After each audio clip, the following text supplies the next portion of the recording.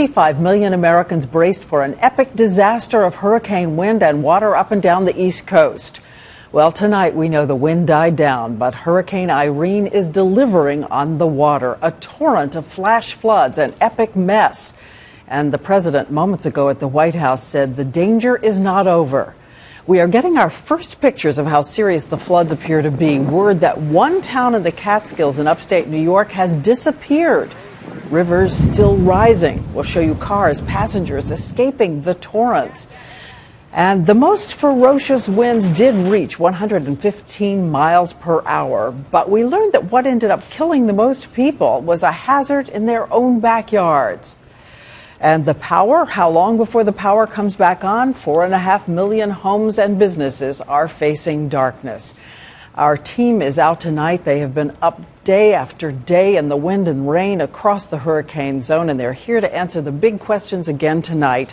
And we'll begin with anchor David Muir, who is in Elmsford, New York, to tell us about the dangerous floods Irene left behind. David. Diane, good evening. We're north of New York City tonight, and you can see in this town here, they are entirely underwater. All of these families were rescued today by boat. This, as another picture of devastation emerges even further north from here in upstate New York. Tonight, the dramatic pictures coming in from upstate New York. In the town of Windham, the fire chief there says the town center is, quote, wiped out, completely underwater after 10 inches of rain. This school bus submerged. The water's there, slamming up against this bridge. As Irene barreled towards so many major cities overnight, Philadelphia, New York, and Boston, no one quite knew what the hurricane would bring. But Irene would prove deadly. More than a dozen deaths across 8 states tonight, and power is out for those 4 million. But we would all learn very quickly it was not the skyscrapers, not the subways. They survived it. At daybreak, it was the cities and towns all around New York deluged with water and wind. In Queens, New York, power lines crisscrossed the streets. In Rosedale and Mamaroneck, New York, cars underwater, nearly vanishing. Irene's rain came so quickly it swept drivers off the road. In New Jersey, a 20-year-old woman desperately calling her boyfriend and 911 from her car. Her body was found 8 hours later. That car carried 150 feet off the road. I want people to understand that this is not over. While the storm has weakened as it moves north, it remains a dangerous storm that continues to produce heavy rains.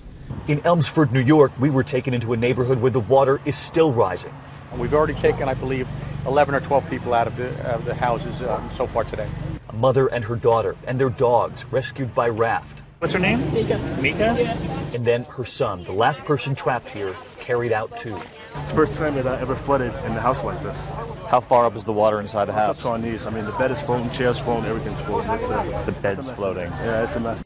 His dog, Nash, rattled, but okay tonight. So this is you here. Correct. And it's deja vu for Teresa Pfeiffer. More than a decade ago, her home flooded after Floyd. She raised her entire home 5 feet, but it still wasn't enough. That's her mailbox right there, number 6, now barely visible. This is all within the last few hours, and the water's still rising. And in Long Beach, New York, they'll have to rebuild this building, carried away. While back in this New Jersey neighborhood where the water levels are rising, neighbors waited behind police tape to check on their friends and family. I know people are here. Yeah, we'll tell them you're okay. Thanks. Diane, all of the families rescued here today in this neighborhood are now staying with family and friends. The power out, of course, here and for millions in the Northeast, up and down the coast, in fact. And by some estimates, the power won't be back on for days in some places, perhaps even weeks.